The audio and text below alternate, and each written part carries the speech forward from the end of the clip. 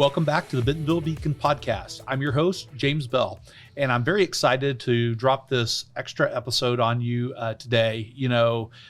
We recently switched to season 2 of the podcast, which is largely about smart mobility. So everything from bikes to drones, flying cars, air taxis, the whole 9 yards. Season 1, you may recall, was about not too long ago, was about Bentonville's incredible outdoor recreation industry. Today's episode looks more like season 1, but I did not want to miss this opportunity to learn from today's guest. And if you know anything about mountain biking, especially locally, you know the name Rich Drew. And so I'm thrilled to tell you that I have in the studio with me today, Rich Drew. Rich, welcome to the show. Thank you for having me. Very excited. I've been excited for a while about this. Awesome. Me too. Well, just to tell you real quick, Rich has his own YouTube channel that's dedicated to everything mountain biking, and that's in conjunction with the Ride Series Mountain Biking Clinic. Rich, let's start with the easy question. Yeah. What should the audience know about Rich Drew and how you found your passion for mountain biking? Pretty simple. I'm 44 years old. I'm a father, I'm a husband, and I'm a bike rider. Just a normal dude that happens to have a passion for riding bikes and was able to turn it into, I guess, a career, for lack of a better term. I started racing bikes when I was 5. Two wheels has been omnipresent my entire life. And thankfully, I have a brother that's 7 years older than me, and he was my two-wheeled hero, helped guide the way for me. And it's just interesting. I graduated from Arizona State University with a degree in small business management and sociology. And my career path after that really didn't take any of those things into account. But my brother and I started a business, and then I traveled for a long time in the automotive marketing space. And at one point, I found my way in Dallas, and I met an amazing young lady who very quickly turned into my wife. And so I spent a lot of time in Dallas, and I was always riding bikes. I raced BMX at a young age. I raced motocross for a long time, and I'd ridden mountain bikes forever, but never really thought about racing a mountain bike. And then one day, late 2013, I decided I'm going to do it. I have a bike I got from my brother, and I went to a race, and it didn't work out so well. I finished 13th, but I quickly realized 2 things. I needed a little more fitness, but I also realized my skill set from my life experience on 2 wheels seemed to be much better than everybody else. And if I got this fitness, I could probably do well. And so less than 6 months, I did my first pro cross-country race and did very well. And essentially, that is why we're sitting here today having this conversation. We'll get deeper into it, but I want to wait a little bit and answer those questions down the road. Yeah, man, that's great. I'll share with you also, I drug my wife out of Bentonville. No, I didn't. We're never leaving here. I drug my wife out of Dallas as well. And at the time, I was living in Memphis. Yeah. Got her to move to Memphis and marry me. And then we got her to move here, which was really quite easy, and her parents as well. And we love it. Well, good for you to get her parents to move here. It was easy to get her to move. Her parents, they're down in Houston. So it's tough. I'm still going to try. Yeah. My wife's parents moved in with us, I guess about 2.5 years ago. And we had a baby 2 years ago. Oh. And then they just moved into their own apartment a few months ago here. But I have to tell you that the cheat code is triangle, circle. I don't know how that works anymore, but the cheat code to sleep as a new father is clearly it's to have your mother-in-law and father-in-law with you, because I've lost in 2 years, I bet, a whole 3 weeks of sleep. Oh, yeah. It's amazing. I've heard that many times. Yeah. How did you end up in Bentonville, Arkansas? So actually, funny story. What I was doing at the time when I first came here, I was in the automotive marketing space. I was a product trainer for the Ford Motor Company. And living in Dallas, working most of South Texas, my territory changed. And at the top of my territory was this crazy place called Bentonville, Arkansas. And I thought, man, what the heck's in Bentonville? And I came up here for the first time, and it was a long time ago. It was probably 13 years ago now. And there wasn't a whole lot happening around bikes, but there was enough. And I went out for a trail run. So I wasn't even riding mountain bikes full time at this point. And as I'm running, I'm seeing all these crazy wooden mountain bike features. And I'm just thinking to myself, wait a minute, I'm in Arkansas. Like, where is all this coming from? So that's the first time it popped up on my radar. And I would consistently come back 4 to 6 times a year. And then when I started racing mountain bikes, I would come back still the same amount of times. But at that point, a lot more had started to develop around the cycling infrastructure. Mm-hmm. So I'd see it. Well, social media was becoming much more present, and I was trying to leverage social media a little bit more at that point. And so I'd create content, and a lot of people in this area would see that content, and they would see me up here riding. And it was a bit of a facade that got created because they'd think, okay, this guy's from Dallas. He's coming here for 3 days periodically to just train on his mountain bike. Well, little did they know I was working at a Ford dealership. So I would let them believe what they wanted to believe. Mm-hmm. And as the visits grew, as time went on, I saw more and more what was happening here with cycling, but I also had a deeper understanding of who was driving it and how passionate they were about it. Sure. So hand in hand, the ride series was growing, and it got to a point where I thought it could potentially stand on its own, allow me to support my family by following that passion. And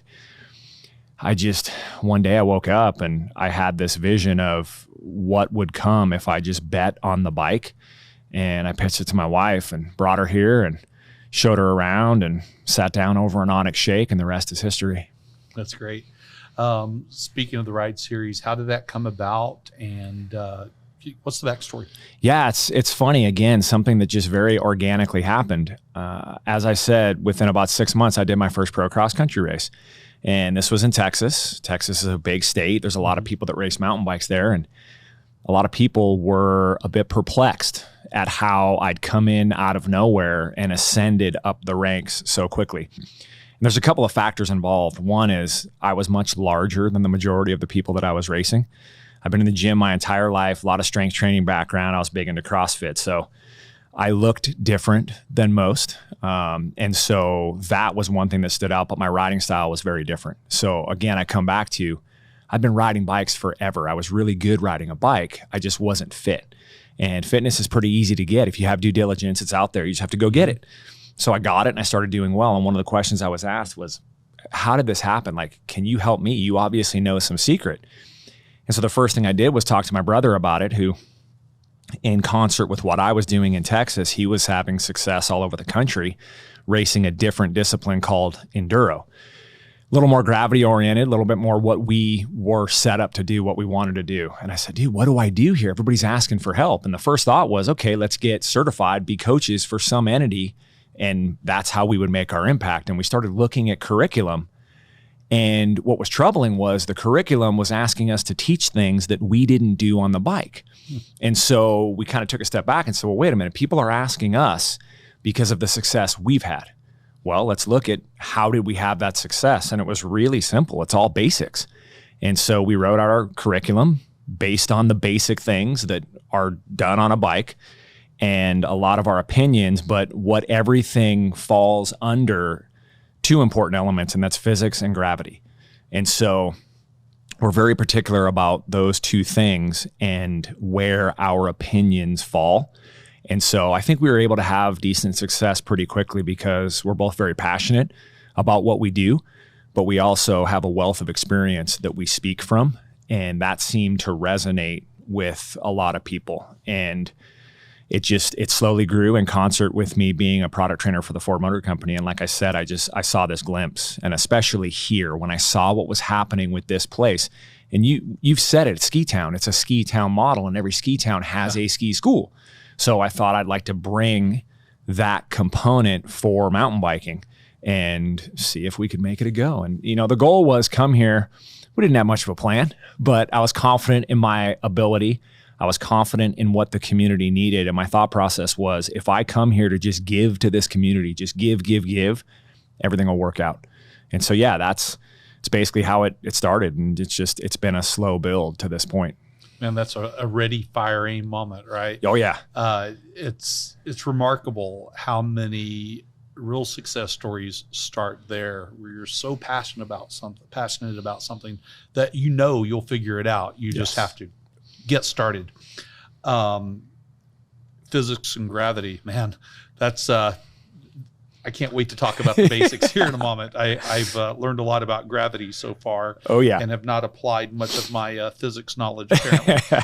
I didn't come from a BMX background. In fact, until recently, I haven't been on a bike in 30 plus years. Yeah. So I feel like I need a ground school. Like I need somebody to teach me like I've never ridden a bike before. Yep. Because it's pretty much where I'm at. I mean, I can't remember what I did last week. How am I supposed to remember how to ride a bike, even though they say you never forget? Yep. Would I be a good customer for the ride series? And should I do something else first? No, I think you would be a good customer. And that's something that we have been trying to, I think, get better at. And that's grow the scope of our product offerings. And when we first started it, we took for granted that most people had some semblance of what needed to happen. They were already vetted, so to speak. As the years have gone by, especially with COVID, the amount of new riders or riders that are coming back after many years, those people, they need that ground school that you talked about. They need the basics broken down. And one of the biggest things is for you as a rider who's been out of the game for a long time, technology's completely different. And we need to be able to set you up to embrace that new technology so you have a better experience. But then those newer riders who are just now getting into it because of COVID or another reason, we have to not take for granted the things that are second nature to us. And so we constantly try to step outside ourselves and say, what would this person need? Simple things like shifting or maybe even clothing, best practices before you even get on the bike. So yeah, we definitely offer those things. We have an MTB 101, which is perfect for that. It's a 90-minute session that goes over what is in the bike. Like, what are we dealing with on a current mountain bike? We talk about that technology and then how best to set yourself up with clothing, helmet, safety gear, all those things. And then we go over some basics on body position. And that sets you up for the next courses that we have. We have a 201 and a 301. And then we also have a jump session, which is becoming very popular. Very cool. Sounds like that's something exactly that I need. I got to tell you, it sounds like you're making mountain biking accessible. And that's a thread that runs through a lot of things in this community. Is Bentonville has just been built on accessibility, whether it's going to a world-class mountain biking. How about a world-class art museum for free, or having access to world-class mountain biking trails for free, but from downtown. Yeah. And trails that are fun for everybody, as well as, trails for everybody. We'll talk more about that. Your YouTube channel has more than 50,000 subscribers. Yes. And more than 3.5 million views. That's pretty impressive. Sounds like it's working out pretty well for you. It is, yeah. And when you break it down, we never intended to grow a large YouTube channel. YouTube is a space that has just exploded over the last probably 5 years. And it's an avenue for a lot of people to make a career. That said, it's a full-time job. Like it's a lot of work on the back end beyond just making the videos. And that was never my intention. I was in the right place at the right time. I had made some videos leading up to 2020.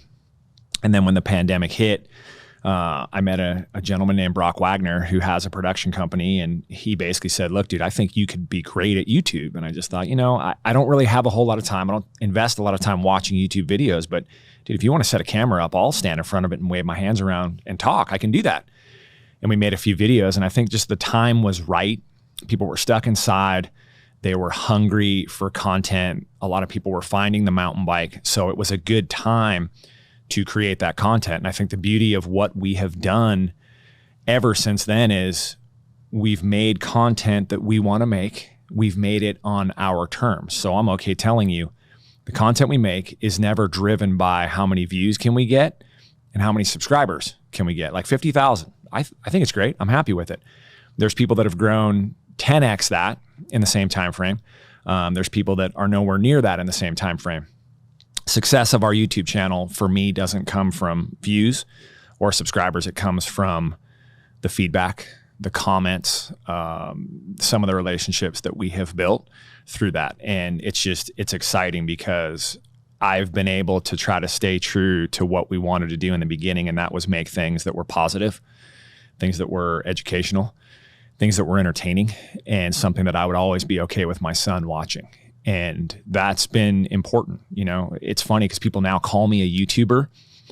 I'm starting to get better at embracing it, but for the longest time, I felt like it had a negative connotation of sorts because there was a lot of people in that space that I felt pandered to the lowest common denominator simply to get views, to get subscribers, and generate more income. And thankfully for us, we're not concerned with the ad revenue that YouTube creates. We're able to leverage that platform to get support from some amazing companies that see the value in what we're doing. And so that's the goal moving forward, is keep doing that. Like, provide value to everybody, provide value to the end user who's watching the video, but provide value to the bike company or the clothing company or anybody else who provides production funds to help make those possible. Man, I like that. So I have watched a few of your videos, and they're not just entertaining, but like you said, educational, and they're interesting. They're worth watching. And I think you create a better audience that way. It's pointless to have a 1 million person audience that doesn't actually care. I agree. Whatever you did was entertaining to them. That was it. And like you said, really catering to the lowest common denominator. So confession time. So I bought my first mountain bike in October, or I received my first mountain bike in October. And I bought a nice bike because I know I'm so hard-headed that even if I don't get around to it for a bit, that I will ride it. Oh, yeah. It took me 2 years to quit pre-med. Yeah. That's probably the only thing I've ever quit at in my life. Went over the bars in December. Yep. Couldn't sleep on my right side for 2 months. Then we had a really rainy spring and traveled a little the last couple of months, got busy into some stuff. Yep. Sounds like a bunch of excuses, because really at the end of the day, it is. I could have found time to ride. Is that what I need to do? Just get out and do it already? You know, in some ways, yes. It's a common tale. Don't think you're alone in that. It happens over and over and over again. And it's kind of an interesting tale, I think, as to why it happens. And I think the biggest piece with this is the psychology behind it. Mm-hmm. And people come to us, they come to our events, and we start by telling them the most important thing that they can get. I literally say to them, if somebody came in and said, you have 90 seconds left and you're losing this group, or if you had 90 seconds to speak to the entire mountain bike riding population, what would you say to them? And it's pretty simple. What I would tell them is, your body position needs to be centered over the bike. If your body is not centered over the bike, nothing can work the way it's supposed to, which is very simple. But the challenge behind that is we're all human beings, and we have a fight or flight response. We have a fear mechanism. And when we're faced with fear, their instinct is to push back. And unfortunately, what people do is they get themselves in those situations very quickly where they're faced with fear and they push back, they get in a bad position. And the outcome is usually a broken collarbone, or a concussion, or some broken ribs. And what we're trying to do with the Ride series is change that barometer. We're trying to get them to understand that you need to slow down. If you slow down and methodically try to make progress with an understanding of what needs to happen, you can make incredible gains. And one of my good friends here, Scott Fitzgerald, owns a company called EBikes. Mm-hmm. And it's just a phenomenal program that trains young riders. We had a conversation and he threw out this term to me that stuck. It's radical incrementalism. And I absolutely have embraced it and tried to get that across to everybody that comes through our events. And I truly think that if you adopt this philosophy and try to make these minute gains every day or every time you ride, you can hold on to those and your brain will accept those. And it's a very challenging thing on a bike. The neural pathways in your brain are very developed when you're 16, 20, 25, and you can't fight those. And, you know, for me, one of the things is people talk about the fear mechanism. Does that kick in for you? And it doesn't, to an extent, because I started riding bikes when I was 5. I was jumping a bike consistently since I was 6 or 7. So those neural pathways developed with me propelling myself through the air on a projectile. That was essentially a normal thing. And I think too few people embrace that piece of it. Don't fight it, embrace it. Some of them, it's crazy. People have the ability to turn that mechanism off and just go for it.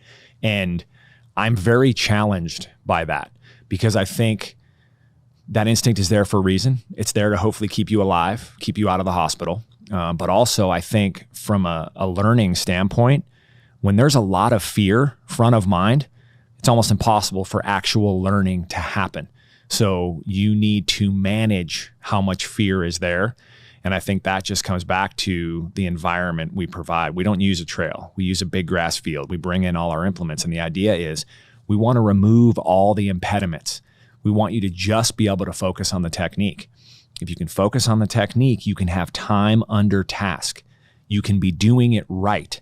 And then you can go to the trail and potentially do it right. And so I think it's a long way to answer your question of, should I just go ride? You should, but you should go ride doing things properly. Absolutely. You know, it's funny you mentioned fear and managing it, and not necessarily turning it off, but managing it. And in that moment, that's exactly what happened. I do have this weird ability to just turn fear off. And in that moment, I was pumping out of a small hill and got into a small berm right immediately behind that. And I came out of that pump, if you will, a lot faster than I expected. Yes, you did. You did it right. Berm, and I immediately grabbed my left brake. Yeah.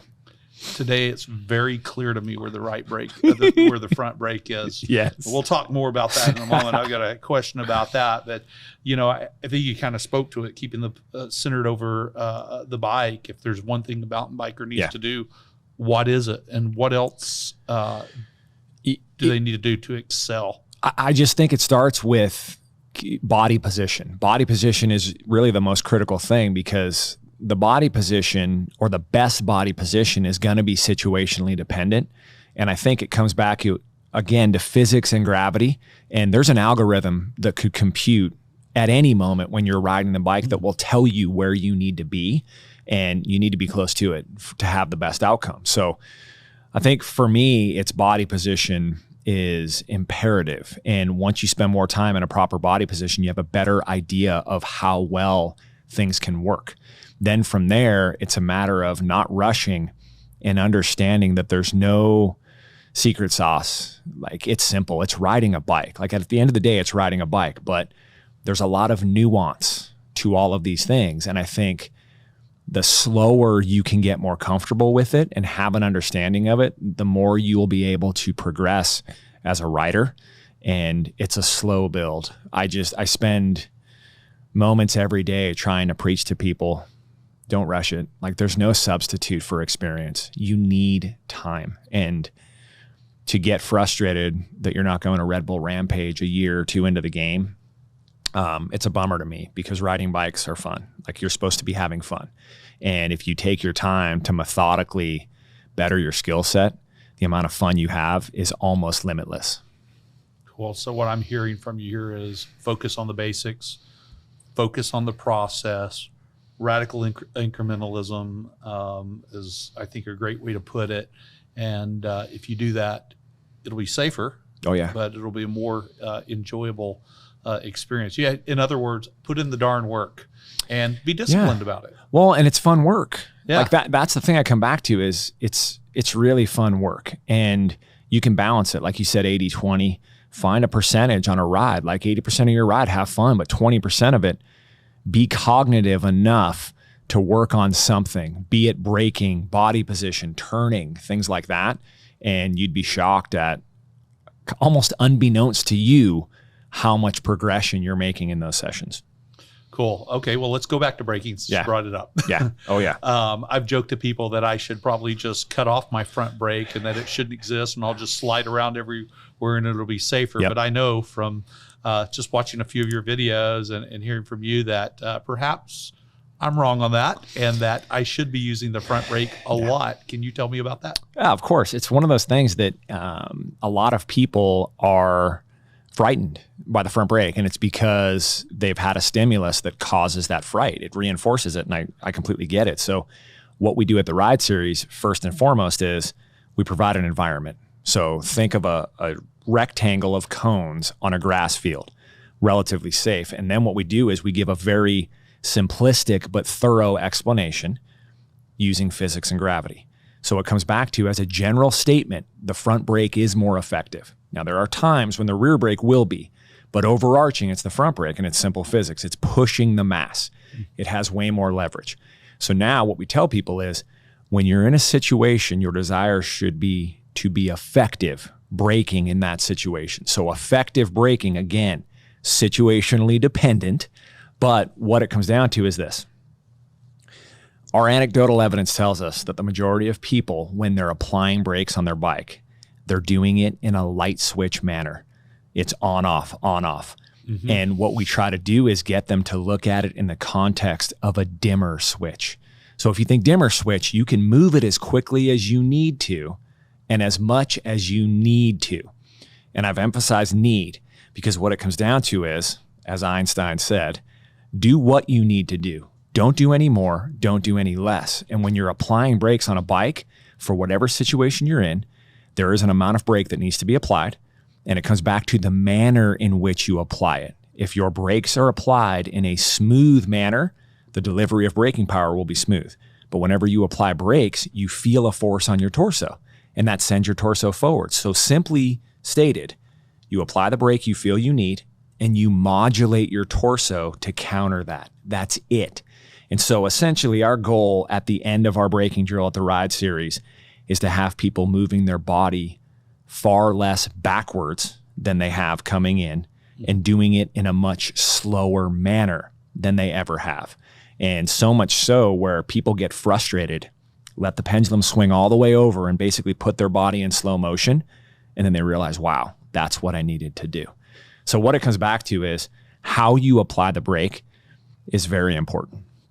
And I think the more time that you can get comfortable with what that brake application is like, meaning you always have a finger on the brake. So we hold our index fingers up and we say, we're looking for something. And this is everybody's cue to put your index finger on the brake. Every current bike above, let's call it $2,000, has brakes that can be modulated with one finger.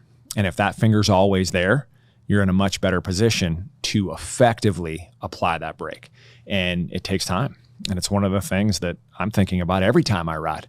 You ask a lot of people, they'll be like, nah, man, I don't really care much about the brake. I just hit the brakes and it takes care of itself.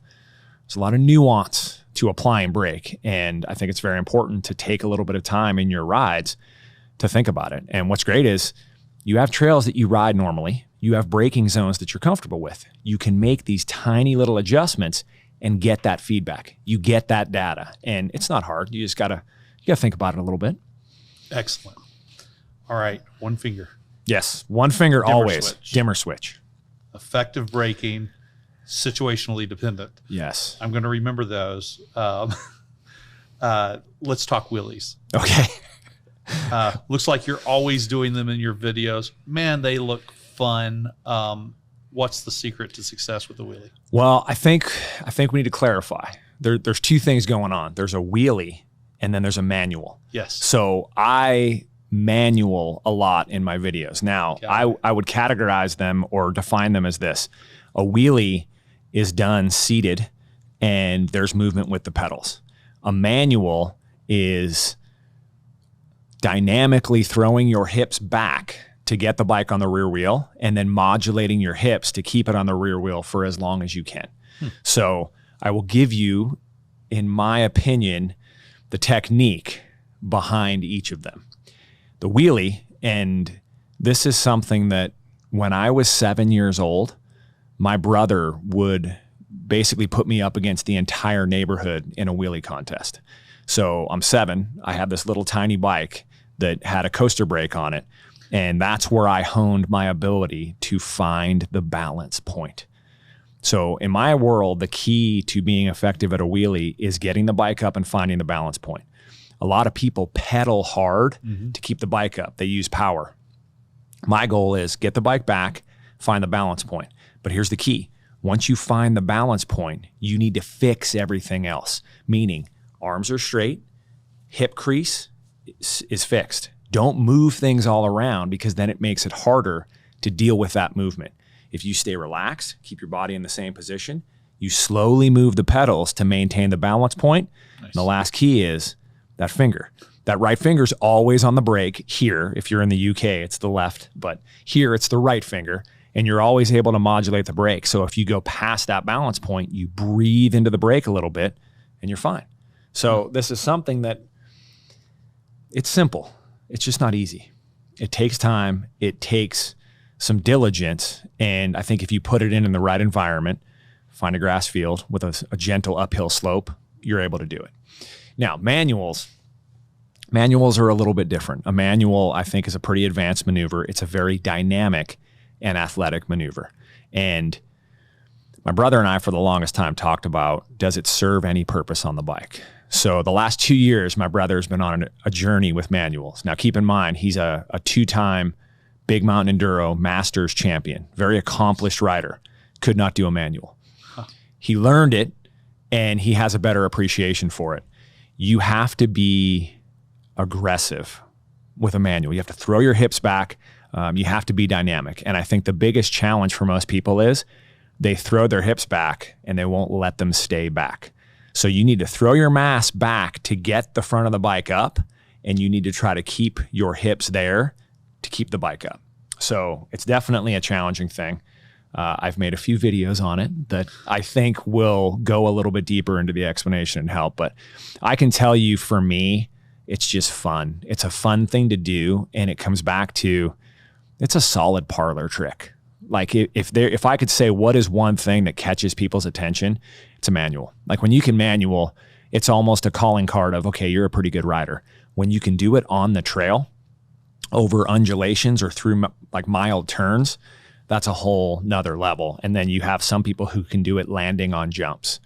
I'm not great at that. I've done it a few times, but that to me is the pinnacle. So there you go. That's super impressive. I love watching videos of people jumping and hitting drops, like drop the hammer. Oh yeah. Which looks terrifying. Obviously that's a long way off for me. When you're making these jumps, I mean, you mentioned fear earlier. Yeah. Does fear ever creep in? And I'll add to it, have you ever looked at any jumps and thought, that's not happening, I'm not touching that? Yeah, I'll answer that first question with a resounding yes.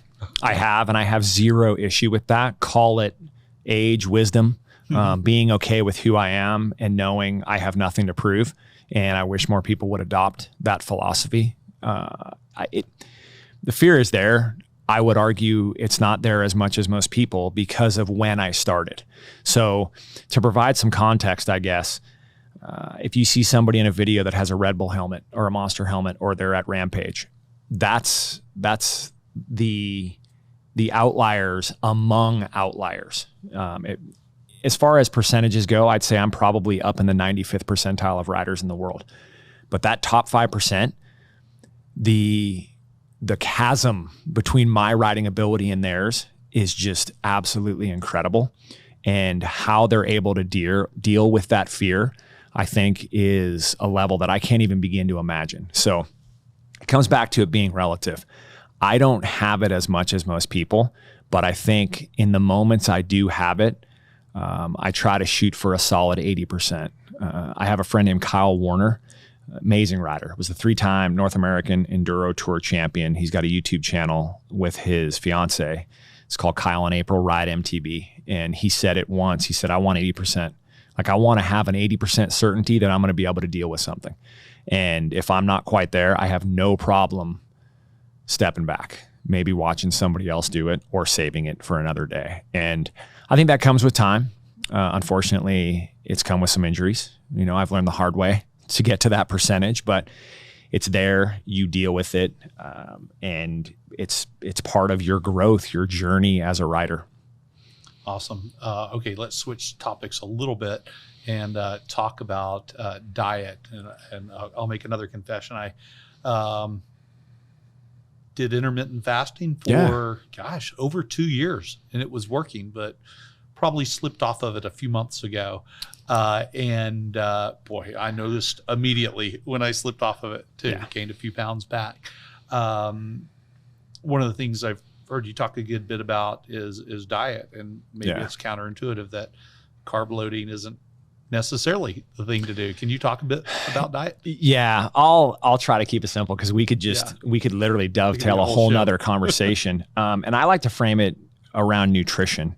And when people hear the word diet, it's triggering. And so when I say nutrition, I hope that makes it a little bit more accepting. And I try to keep it as simple as possible. I try to eat as many whole foods as I can, eat good foods. Anything that's processed is not going to be as good for you. And it's easy. It's a good, better, best scenario. I always try to tell people that you have to do what you can with where you are in your environment. Like it's challenging. It's a very challenging thing this day and age to find things that are nutritious. But you talked about intermittent fasting, which can have amazing benefits, but you need to do some due diligence. Intermittent fasting, if you're already high stress from job and family, that could be a very bad thing for you. It's much different for women than it is for men. Like people don't seem to think about that. They don't understand that. A woman generally is designed to feed two people. So if you start restricting calories, that can get very challenging. And it's the same thing for males. If you start restricting calories too much, your body will go into this response where it's trying to hold on to everything it has because it thinks famine is coming. You want to fuel yourself. And what I come back to is, again, people would want to argue it, but carbohydrate consumption, I think in this country is shockingly high, especially in the form of processed carbohydrates, which again, I'm an 80-20 guy. Like I love food. I love donuts. I love sweets. I love pastries. I love pizza, all those things. And I'm a human being. I'm 44 years old. I don't make my living competing on a bike. So I'm going to eat some things I want. But at the same time, I'm also cognizant of I'm 44, my son's 6. I want to ride with him when I'm 64. And I feel I can do that. And that nutrition is my conduit to getting there. So for me, it's simple. I want to try to eat as much whole food as I can and protein, fat, good fat, and then as much carbohydrate as I need. And so a lot of people think, oh, well, I'm riding, I need a lot of carbohydrate. Well, we could venture a guess at how much somebody actually needs or wants. And again, I've done a ton of research on this. Insulin, its job is to make things grow. And so if you're constantly eating, constantly snacking on carbohydrate, you constantly have your insulin levels raised, that's not a good thing. It's not under any circumstance. So for me, I try to keep the feeding window down. So eat later in the morning, finish eating earlier in the day, and generally push my carbohydrate back later in the day. So it's funny you bring that up. I've wanted for the longest time to make more videos on that. And I think next year, you're going to see much more of that. We're going to try to we're going to. There's only do or do not. We're going to make videos about strength training and then nutrition. And again, my goal is to keep it as simple as possible, educate, try to motivate, try to give people ways that can simplify what is commonly thought of to be just a daunting task. I can't wait for that. Switching to another short trail, pro e-bike or against? I could not be more pro e-bike. E-bikes are amazing. If you ask me right now to pick one of my bikes in my fleet, I'd go e-bike. There's no reason not to. And it's shocking to me how many people just don't understand. And you have this question. I can't tell you how many times I've gotten into a conversation with people who are anti-e-bike. And I ask them, have you ever ridden one? And they say no. And so what I come back to is you cannot form an opinion until you have ridden one. And honestly, it's very challenging for me because e-bikes fall under archaic legislation, and that's how many of them are kept out of certain areas. But again, there are challenges to an e-bike. An e-bike's significantly heavier as a percentage than a quote unquote regular bike. And the thing will go 20 miles an hour pretty easily. And what we're seeing is a lot of newer, less skilled riders find their way on e-bikes just because there's more access. The e-bike isn't the problem. Lack of understanding, I think, and baseline skill is the problem. So I think that we can, as a community, remedy that. We can give people some best practices. We can give them a little bit of skill training and then allow them to have an amazing time on the bike. And people talk about, oh, it's cheating or it's not much of a workout. I can tell you right now, I have data, like I have numbers to show it's as much, if not more, of a workout. You're pedaling really hard. You're moving a heavier bike around. So it's like you're in the gym. You're just doing it 3 times versus 1. There's no downside. And especially a place like Northwest Arkansas, we have so much trail. It's hard to see it all. Yeah. When you're on an e-bike, it allows you to see so much more of it. So for me and my role as an ambassador here, and if I was tasked to show you the best Oz Trails experience, I'd want to do it on e-bikes because we could see more, we could cover more ground, and you could get a better understanding of how amazing this place and the trails are. Yeah. Well, for somebody just getting started, what are the most fun trails in Bentonville and Northwest Arkansas, and in particular where I can learn the most about myself and my bike and riding? That's a really, really tough question because there's so much to choose from. Yeah. I mean, I could go with the tried and true staple of All-American. It emanates from Lawrence Plaza. It emanates from downtown. It's the gateway to almost 200 miles of some of the best trail, the most diverse trail in the country. And I think now the way All-American is laid out for the first probably 5 miles, it's very aspirational.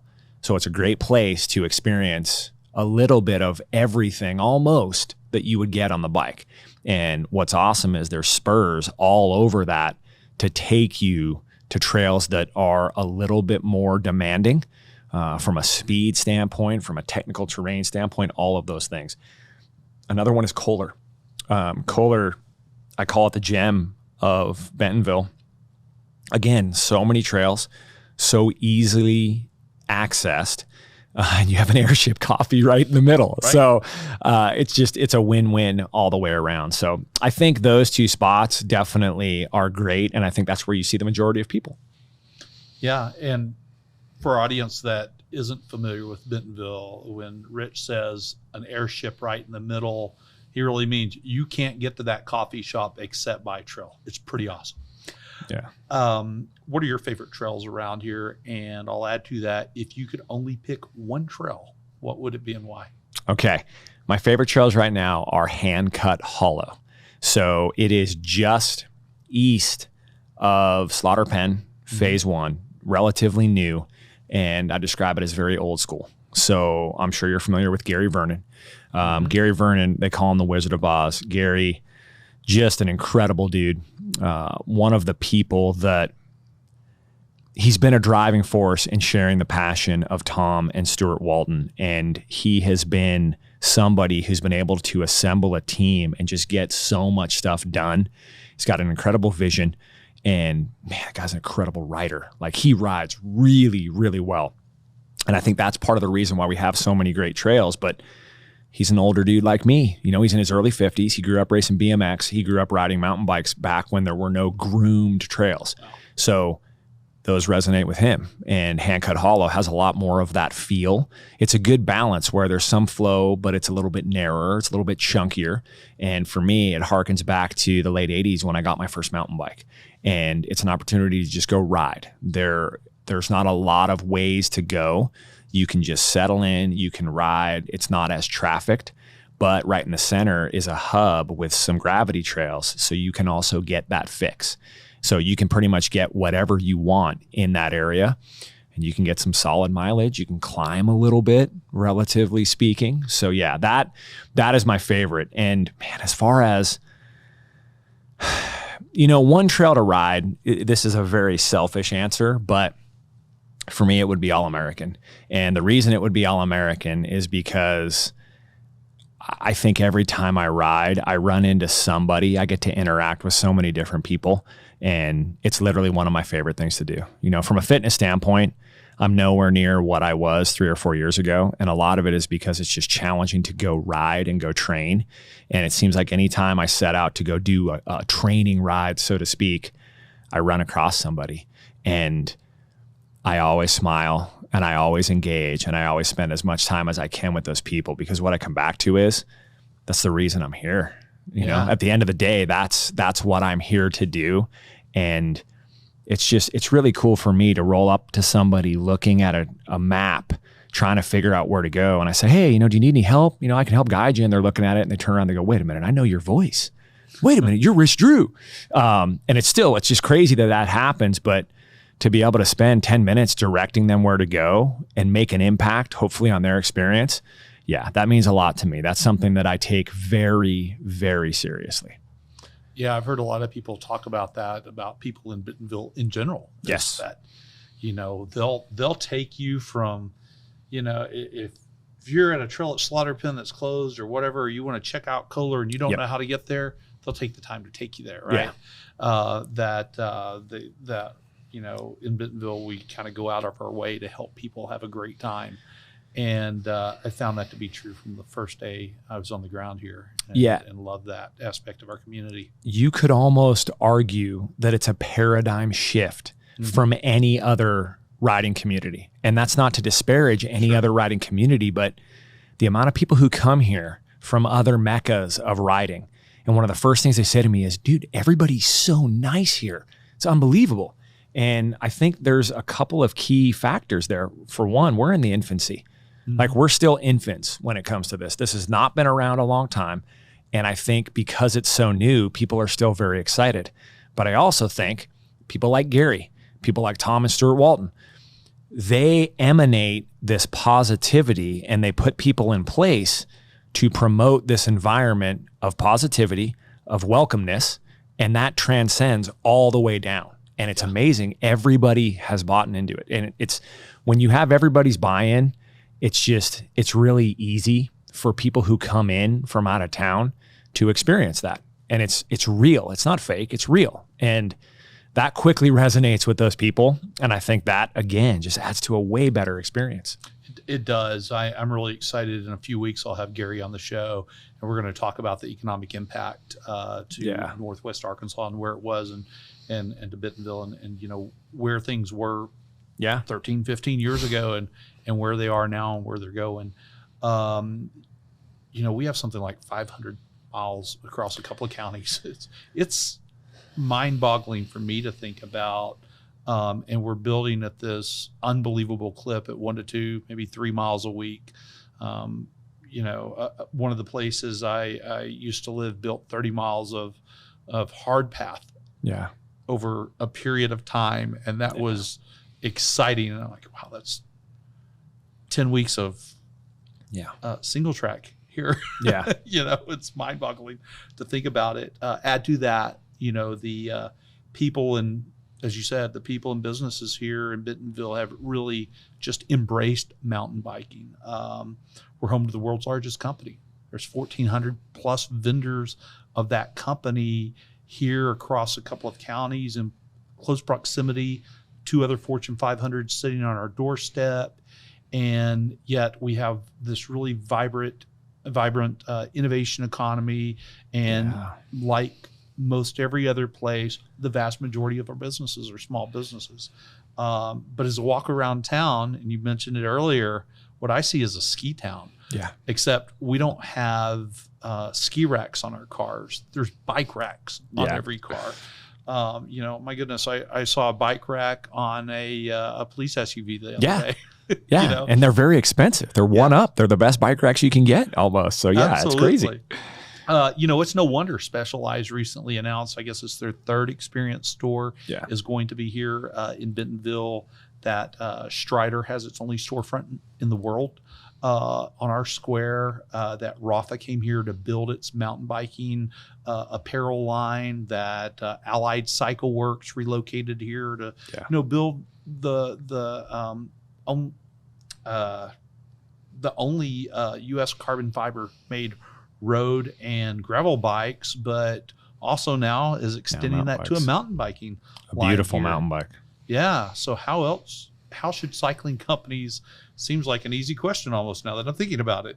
How should the leaders of cycling companies be thinking about having some sort of presence in Bentonville to take advantage of what's happening here? Yeah, I think the answer is within the question. It's first, have a presence. And I can tell you from my experience, I've gotten to talk with a lot of people in the industry. And I would say there's very few that aren't doing what they can to have some sort of a presence. It's a very interesting thing that there's still some people, some companies that don't quite get it.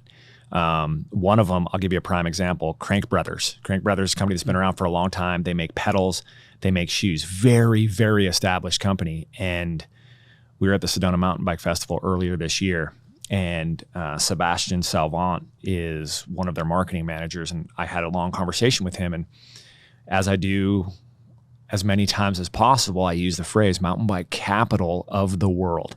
And he laughed and he said, come on, man. And this is a guy that travels all over the world to ride mountain bikes and represent Crank Brothers. So he's got a pretty good subset of where he's been. And they were coming here for the Bentonville Bike Fest. And what I told him was, look, man, when you come, I'm going to show you why that moniker exists and why I would stand up in front of any forum and debate why it is indeed the mountain bike capital of the world. And I was excited for him and his team to come out. And we took them around and we showed them this place, how it should be seen. And halfway through, he said, I get it, man. I get it now. And he shared that with his team back at their home office. And that's what's happening is people are coming here, they're having the experience, and then they're relaying it to everybody else in their company. And that's the thing is you can see all these videos, you can listen to people, but until you come here, it's really hard for these people to grasp it because it's almost unbelievable. These are people that have been all over the world, and their thought is, I've been all over the world. I've been to the true meccas of mountain biking, but when they come here, they get a deeper understanding of their scope is narrow. They just can't help but look at it through their lens. And when you come here, you realize the vast majority of mountain bike riders, they don't want to ride mountains. They want to ride trails that are accessible, that aren't dangerous, but that are exciting for them and their level. They want to do it in the vicinity of amenities that are world-class and abundant. And nowhere in the world does it like this place. And now you're starting to see Specialized. It's no surprise. I mean, that was inevitable. Specialized, one of the 3 largest bike companies in the world. You could argue from a marketing standpoint and an impact standpoint, they're very much on the forefront. And I think quickly they understood the impact that this place could have.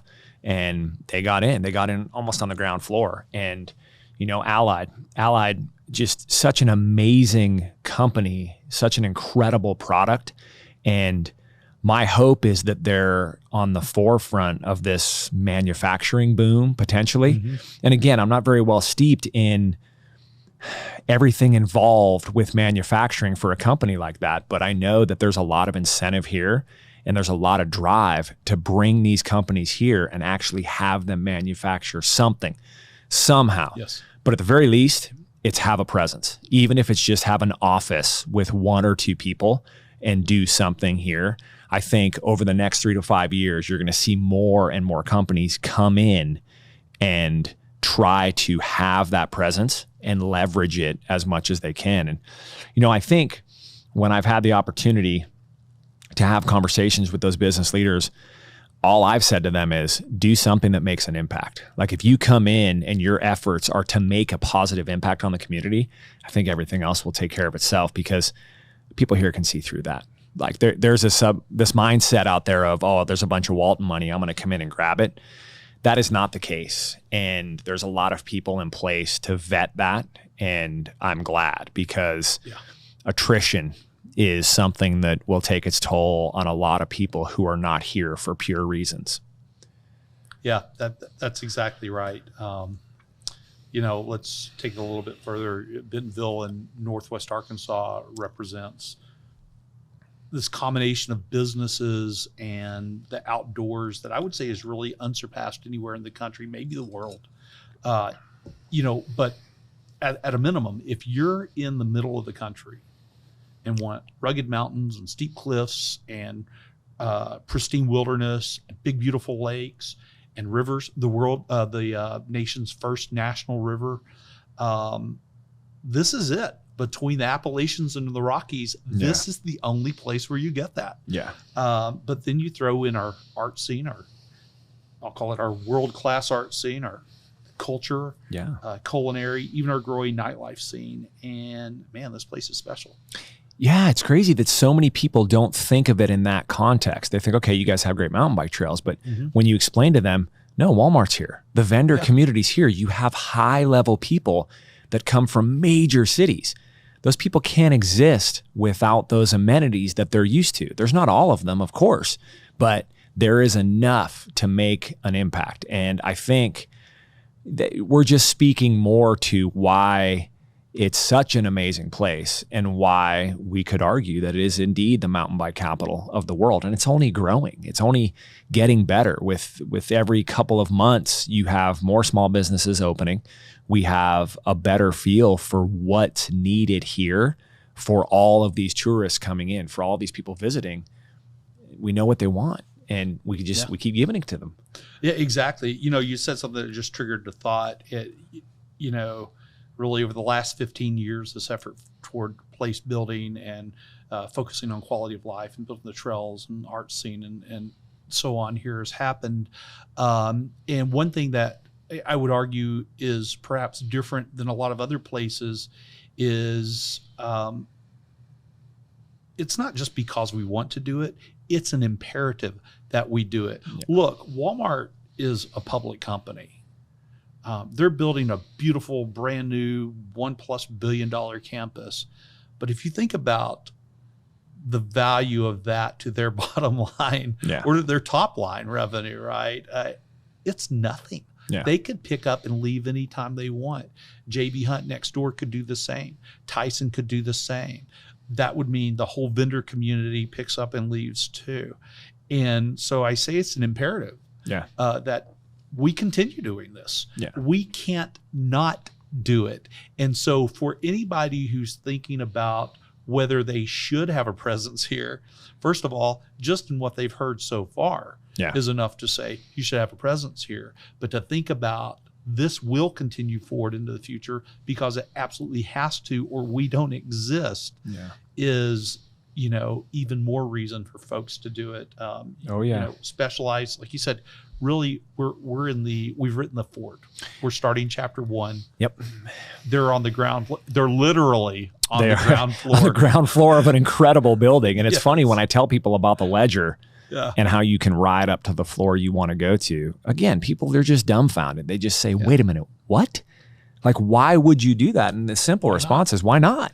Why not? Because that's how things happen here. And again, it's a paradigm shift. It really is. And it's hard sometimes for people to reconcile in their mind what's happening. And you have a couple people that are really spearheading it that, they got a few dollars to spend. Yeah. And they want to see it through. And they're present. It's not like they're these mythical creatures or characters that are just dropping money out of the sky. No, they're always around. The whole family is around. And they work so hard to better this community. And I can tell you right now, that was one of the main motivators for us when we came here was the understanding of what they do. Like they actually are doing the work mentally and physically. And that's inspiring when somebody at that level with that much wealth tries that hard to use it to better a community at such a large scale. It is. And I think it's hard for, as you said earlier a couple of times, it's hard for people to understand unless they're here. So I do encourage people, if you haven't been to Bentonville, come check it out. The worst that happens is you find a place with friendly people that you go, wow, I didn't know this could exist. That's the worst that could happen. Oh yeah. Gee, that sounds awful, right? Yeah. But what you'll probably find out is that you wish you packed an extra bag because you're going to send for your things. Yeah. And I say that kind of tongue in cheek. But it happens. It happens so much.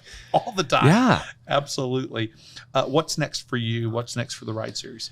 The Ride Series, we're at a very, I think, critical juncture in the growth of the company. We were established in 2015, and this year we actually hired our first full-time employee, young man named Mason, who the vetting process for him was the better part of 9 months. And we have this moniker with the Ride Series, and it's the best upgrade to any bike is a better rider. And I love that. But lately I've been thinking that we might transition it to it's all about the experience.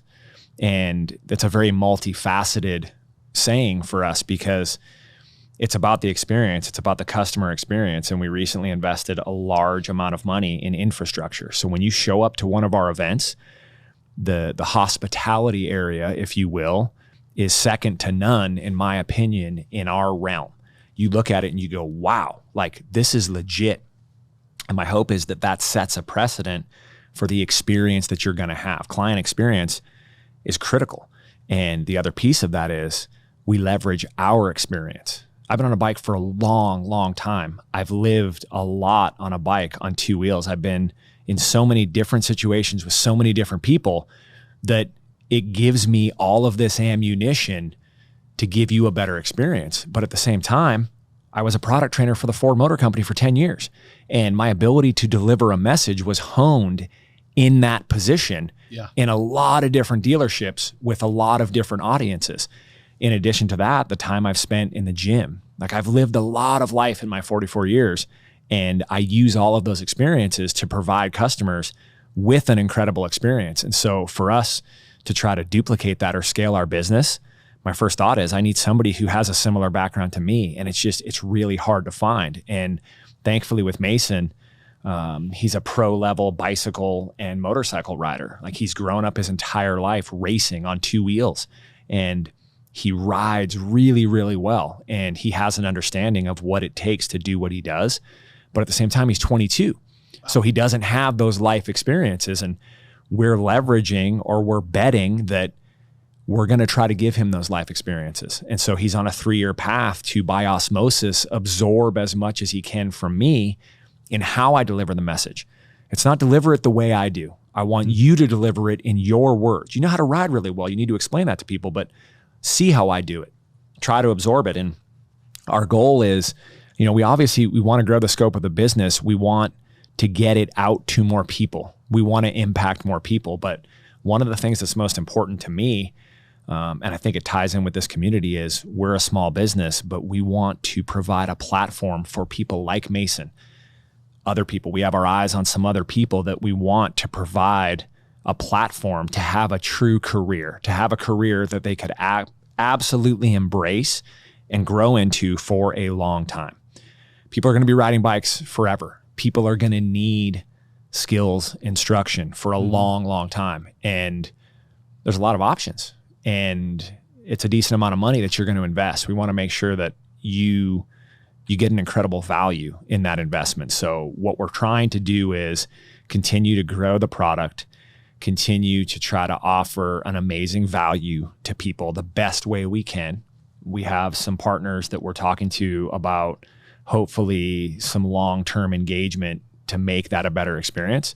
So that is the goal, is keep doing what we're doing, keep slowly growing it, build the scope of the business so we can get more people out there and provide more of a platform. YouTube is similar. We're happy with what we've done on YouTube. Recently, we added the Ride series to it. So it's Rich Drew, the Ride series. The plan is at some point, Rich Drew is going to fall away, and it's just going to be the Ride series. My hope is that, Mason has become more present.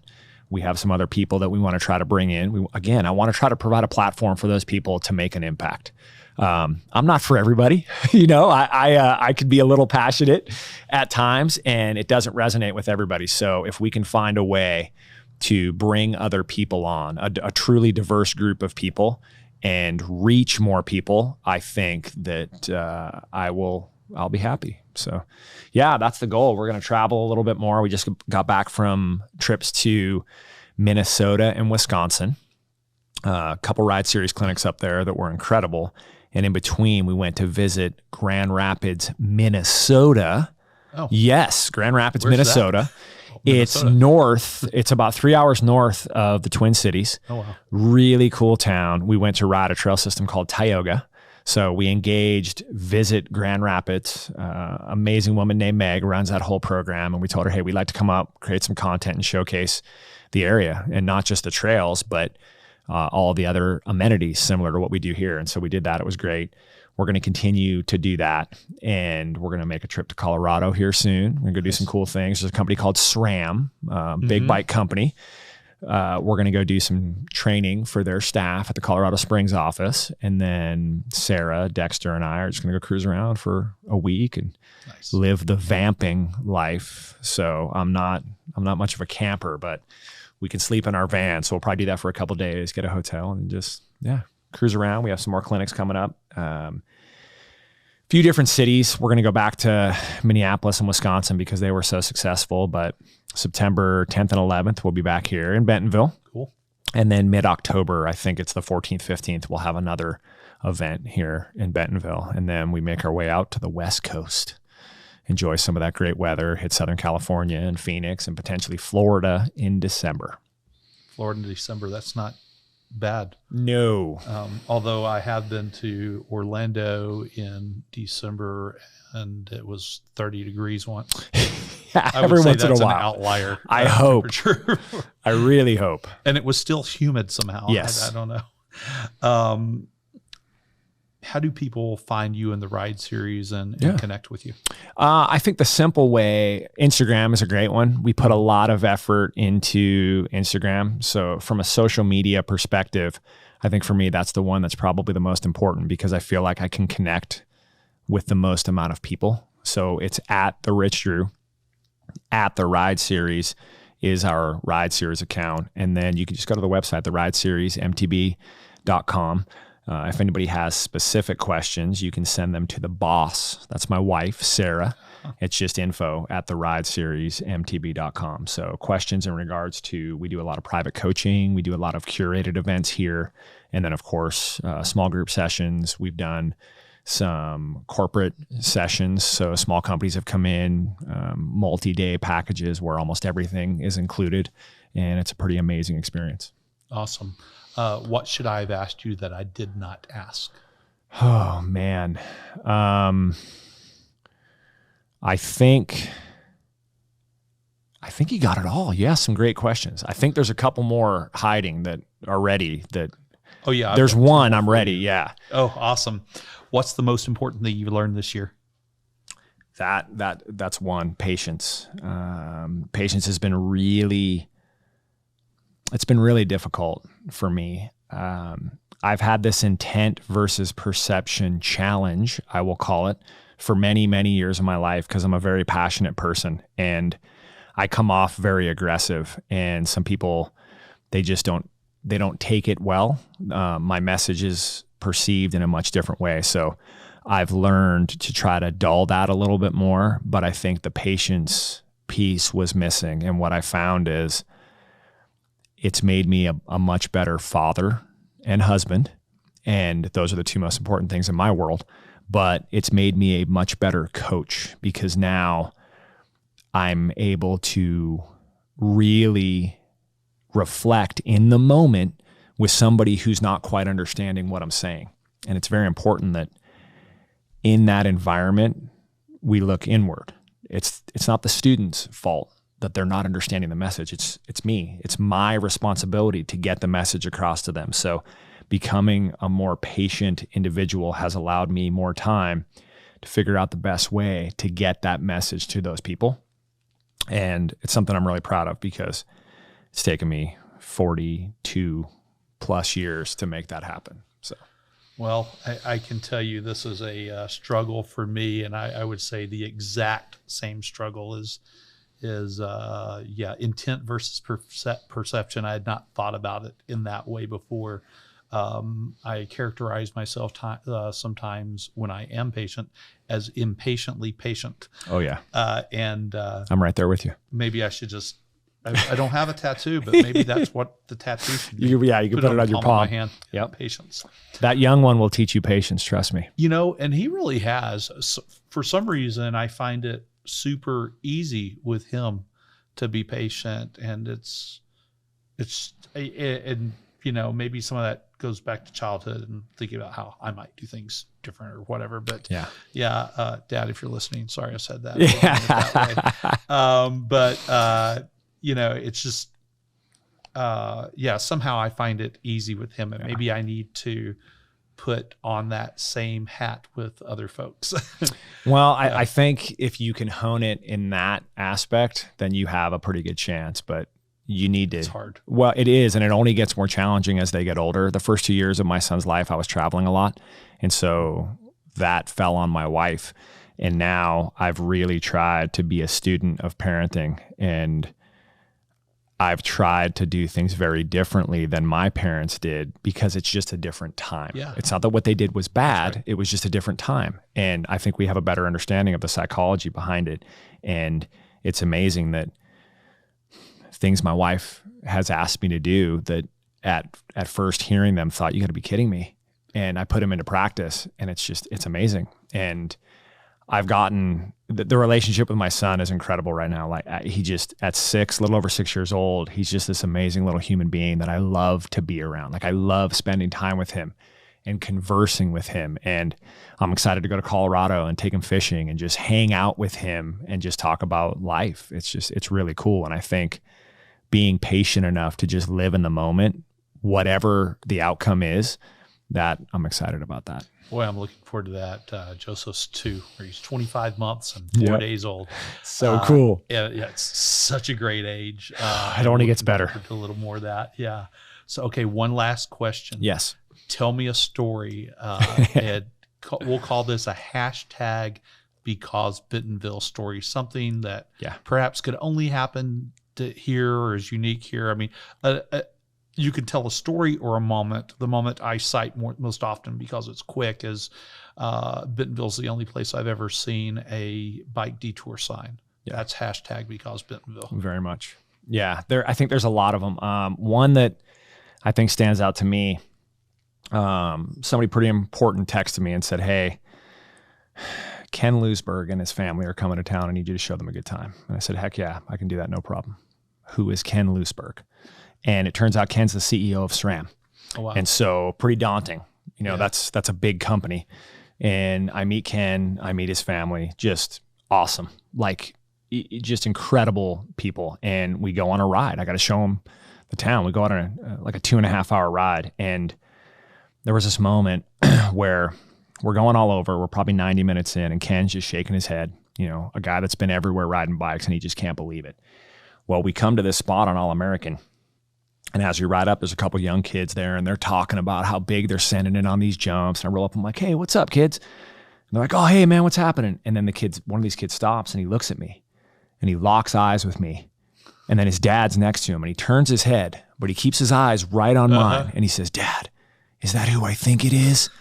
And his dad whispers to him, well, why don't you ask him? And he's looking at me, and he goes, are you Rich Drew? And I said, yeah, I am. What's your name? And he said, I'm Solomon. And we had this conversation with his dad, and his dad said, you know, COVID hit, and I'm a single dad. You know, I have him and his brother. I don't know what we're going to do. And just all of a sudden on our radar mountain bikes popped up. And so I went to YouTube to try to figure out, how do I do this? How do I get into this? And he said, man, I found your videos.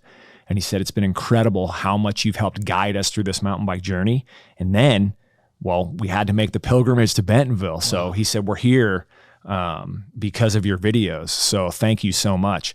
And it was crazy because in that moment, what I said to him was, you know, all I did was highlight what so many amazing people have poured into. The amount of people that have put effort into making this place what it is, to be able to showcase that and have people like him and his kids see it and come here. It's a true honor. It's a responsibility that I relish. But then to do that with the CEO of one of the largest bike companies there, and he got a kick out of it. He thought it was cool. So yeah, I don't know of many more because Bentonville moments than that. I mean, it was cool. And there's a lot of them, but that was a great one. That's one that stands out a lot. That one gave me a little goosebumps. I like that. All right.